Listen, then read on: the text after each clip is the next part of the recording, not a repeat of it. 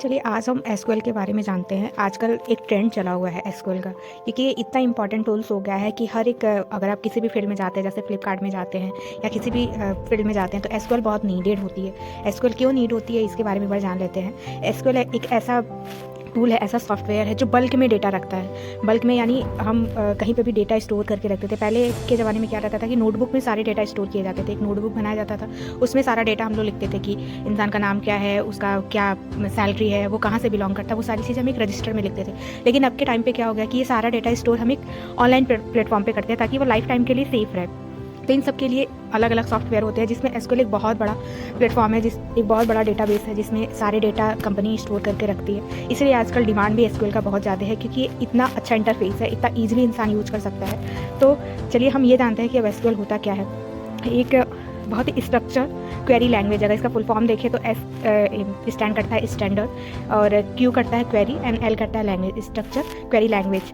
तो चलिए जानते हैं एक छोटे से एग्जाम्पल के साथ कि ये क्या होता है। सबसे पहले ये भी देख लेते हैं कि एसक्यूएल कहाँ कहाँ पे यूज़ होता है, मतलब कौन कौन से फील्ड में एसक्यूएल को यूज़ किया जाता है। तो अगर आप डेटा एनालिस्ट बनना चाहते हैं तो एसक्यूएल आपको आना चाहिए। डेटा साइंटिस्ट में भी एसक्यूएल आना चाहिए। बिजनेस एनालिस्ट आना चाहिए। मतलब ये जितने भी मैंने यहाँ पे जॉब प्रोफाइल मेंशन किया है, इन सब में आपको एसक्यूएल आना 100% इम्पॉर्टेंट है, क्योंकि एसक्यूएल अगर आपको नहीं आता है तो किसी भी जॉब प्रोफाइल में आप नहीं जा सकते हैं। तो इसलिए हर एक बंदा एसक्यूएल सीखता है, और अगर आप थोड़ा सा टाइम देंगे तो एसक्यूएल बहुत ही ईजिली आप सीख सकते हैं। इसमें इंग्लिश आना इंपॉर्टेंट है। आप अगर बिगिनर हैं, आपको इंग्लिश बहुत अच्छी नहीं आती है, तो भी इसमें जो क्वेरी रहती है इतनी ईजी वे में रहता है कि आप आराम से चीज़ें समझ सकते हैं और कर सकते हैं। तो ये हो गया जॉब प्रोफाइल की। जॉब प्रोफाइल में एसक्यूएल नीड होता है, जो हमने समझ लिया। अब आगे पढ़ते हैं एक छोटे से एग्जाम्पल के। आप देख सकते हैं यहाँ पे एक आपको ऑफलाइन स्टोर दिख रहा होगा। पहले के ज़माने में क्या होता था कि हम किसी भी शॉप पे जाते थे, अपनी रिक्वायरमेंट बताते थे, भैया रिक्वायरमेंट देख के हमारा यहाँ से वो रिक्वायरमेंट पूरा करते थे। तो इसका मेन पर्पज़ ये है, देखिए ये जो यहाँ पे ये सारा चीज़ स्टोर है जो भैया का है, इसको हम डेटाबेस बोलेंगे।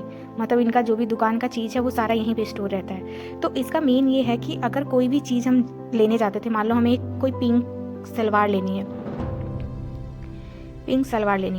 तो हम जाके डायरेक्ट दुकान में घुसे और यहाँ से निकाल के लेके चल दिए, ऐसा नहीं होता था। हमें हमेशा क्या करना रहता था कि हम जाके वहाँ पे शॉप पे बैठते थे। ये भैया जो हैं उनको बोलते थे कि हमारा ये रिक्वायरमेंट है। भैया हमारे रिक्वायरमेंट के अकॉर्डिंग अपने डेटा से, यानी अपने शॉप से वो चीज़ें निकाल के हमें देते थे। तो हम ये समझेंगे, ये जो है ये हमारा DBMS, डेटाबेस मैनेजमेंट सिस्टम, इन्हें हम कहेंगे। और ये जो पूरा है ये डेटाबेस है। यहाँ पे पूरा डेटाबेस यानी पूरी चीज़ें स्टोर है, जहाँ से निकाल सकते हैं हम लोग। और जो रिक्वायरमेंट हम भैया को बताएंगे वो यूजर्स रहेंगे, जो हम यूजर्स हैं। तो भैया को जो भी चीज़ हम बता रहे हैं, यानी पिंक सलवार जो बता रहे हैं, वो हम ऐसे इसलिए बता रहे हैं क्योंकि भैया को हमारी लैंग्वेज समझ में आ रही है। तो सेम वही चीज़ होता है कि अगर हम एसक्यूएल सीख रहे हैं तो एसक्यूएल में डेटाबेस स्टोर रहता है, अब हम कोई भी चीज़ अगर हम चाहते हैं कि डेटाबेस से निकले, तो हमें वो लैंग्वेज आनी चाहिए जो कि हमारे कंप्यूटर को समझ में आए।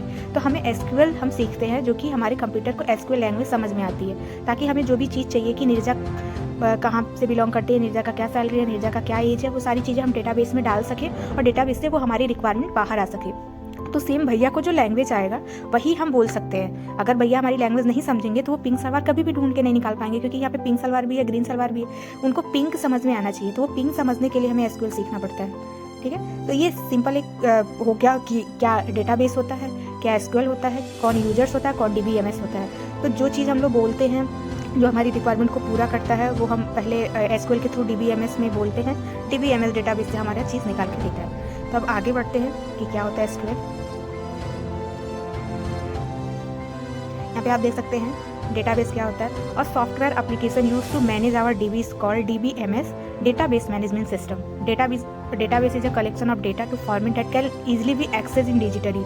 मतलब जो हमारा डेटाबेस होता है वो हमारी चीज़ों को, वो सॉफ्टवेयर में हमारे सारे डेटाबेस को मैनेज करता है, जो एक डिजिटल फॉर्म में रहता है, जिसको हम बहुत ईजिली एक्सेस भी कर सकते हैं।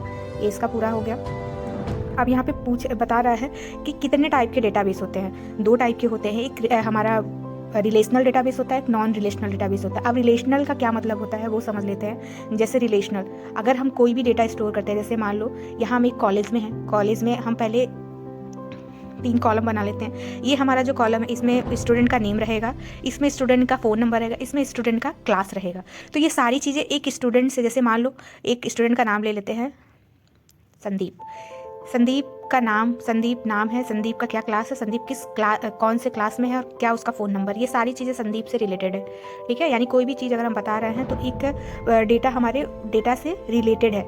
मान लो ये नीरजा है, नीरजा का कलर पिंक है, या नीरजा जहाँ से, ये सारी चीज़ें नीरजा से रिलेटेड है। यानी एक रिलेशन से मतलब जो कोई भी डेटा एक दूसरे से रिलेट करता है वो हम रिलेशनल डेटाबेस कहते हैं, जो हमारे टेबल की फॉर्म में स्टोर रहता है। यानी ये टेबल बनी रहती है, यहाँ नीरजा है, नीरजा का फ़ोन नंबर है, नीरजा की आईडी है, नीरजा का क्लास है, नीरजा का सब्जेक्ट है, वो सारी चीज़ें रिलेशनल रहता है। एक नॉन रिलेशनल होता है जो अलग फॉर्म में हम लोग पढ़ते हैं, जो नॉन एसक्यूएल रहता है। नॉन एसक्यूएल में मैंगो डीबी आ जाता है, जो आप लोगों ने सुना होगा। एक ही सॉफ्टवेयर के बारे में हम बता रहे हैं, मैंगो डीबी वगैरह। तो ये दो हमारे टाइप होते हैं डेटाबेस के। अब ये पूछ रहा है कि क्या एसक्यूएल होता है, मतलब एक एसक्यूएल क्या है। तो सिंपल मैंने अभी बताया कि ये एक प्रोग्रामिंग लैंग्वेज है जो इंटरेक्ट करता है रिलेशनल डेटाबेस से, जिसको स्ट्रक्चर क्वेरी लैंग्वेज कहते हैं। यानी अगर हमें कोई भी टेबल से कोई भी डेटा निकालना है तो उससे ये चीज़ें समझ के वो डेटा हमें निकाल के देता है। मान लो नीरजा के बारे में कुछ भी जानना है, जैसे एक इंस्टाग्राम हम चलाते हैं, इंस्टाग्राम में हमारी ईमेल आईडी स्टोर रहती है। जब भी हम कोई नया मतलब इंस्टाग्राम का आईडी बनाते हैं तो ईमेल देना रहता है, फ़ोन नंबर देना रहता है, फिर उसके हमारे नाम देने रहते हैं, एड्रेस देने रहते हैं, सारी चीज़ें। तो ये क्यों मांगा जाता है, ये डेटा एक स्टोर करता है इंस्टाग्राम, कि जब भी आपको कभी भी अपना पासवर्ड फॉर्मेट करना रहे या डिलीट करना रहे, मान लो अगर हम लोग कभी डिलीट करते हैं तो इंस्टाग्राम तुरंत कैच कर लेता है कि ये जो स्टार्टिंग में हमने डेटा स्टोर किया था, इस डेटा को अब ये नीरजा डिलीट करना चाहती है। तो ये चीज़ें एसक्यूएल करता है, वो हमारी चीज़ें, हमारी लैंग्वेज को इंटरेक्ट करता है रिलेशनल डेटाबेस से और उसको डिलीट करता है। तो ये सारी चीज़ें इंटर रिलेटेड होती है। अब ये बता रहा है कि ये जो एसक्यूएल होता है वो काम कैसे करता है। तो ये जो एसक्यूएल जो काम करता है वो क्रड फॉर्म में करता है। क्रड यानी क्रिएट करता है कोई भी चीज़ें। मान लो हमें ईमेल बनानी है अगर उस पर हमारे इंस्टाग्राम पे, तो हम क्रिएट करते हैं अपना आईडी पासवर्ड, फिर इसको रीड कर सकते हैं कोई भी चीज़ की, हाँ ये हमारा नाम है, ये हमारी ईमेल आईडी, ये पासवर्ड है। फिर इसको अपडेट भी कर सकते हैं, यानी हमें अपनी ईमेल आईडी का पासवर्ड चेंज करना है तो वो हम अपडेट करते हैं। फिर हमें अपने इंस्टाग्राम को डिलीट करना है तो हम उसको डिलीट कर सकते हैं। ये चारों फॉर्म हमारा एसक्यूएल ही करता है। यानी ये जितनी चीज़ें आप कर रहे हैं कि इंस्टाग्राम पे अपना आईडी क्रिएट कर रहे हैं, फिर उसको पढ़ पा रहे हैं या उसको अपडेट कर रहे हैं या डिलीट कर रहे हैं, ये सारी चीज़ें हमारा क्रड फॉर्म में होता है। अब जैसे हमने क्रड फॉर्म का देख लिया, अब आगे जो एसक्यूएल होता है वो किस तरह से काम करता है वो जान लेते हैं। तो देखिए एक सिंपल सा है, डेटाबेस होता है, डेटाबेस डीबी जिसको बोलते हैं। डीबी में टेबल के फॉर्म में हमारा सारा डेटा रहता है, उसके बाद रोज होते हैं, फिर कॉलम होते हैं। अभी क्या है, जैसे ये एग्जांपल है, ऐसे हमारा डेटाबेस होता है जो हर एक अलग अलग स्टूडेंट का ऐसे सारे डेटा स्टोर करके रखता है। अगर एक कॉलेज में अगर हम कोई डेटाबेस देखते हैं तो कॉलेज हमारा ऐसे रखता है। अगर हम कहीं किसी कंपनी में है तो कंपनी एम्प्लॉई आईडी बनाती है, उसका फर्स्ट नेम बनाती है, उसका लास्ट नेम बनाती है, एम्प्लॉय का एज बनाती है, किस जोन में वर्क कर रहा है वो बनाती है। तो ये सारे डेटा हमारे टेबल फॉर्म में स्टोर होता है जो रोज़ और कॉलम में होता है। ये जो है ये रोज़ है और ये जो है ये कॉलम है, 1 2 3 4 एंड 5। मतलब ये हमारे कॉलम है, ये हमारे रोज हैं।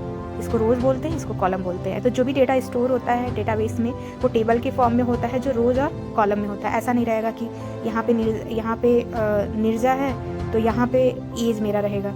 ये सारी चीज़ें टेबल फॉर्म में ही रहेगा। अगर नीरजा यहाँ पे है तो इसी के सामने रोज में उसका एज रहेगा।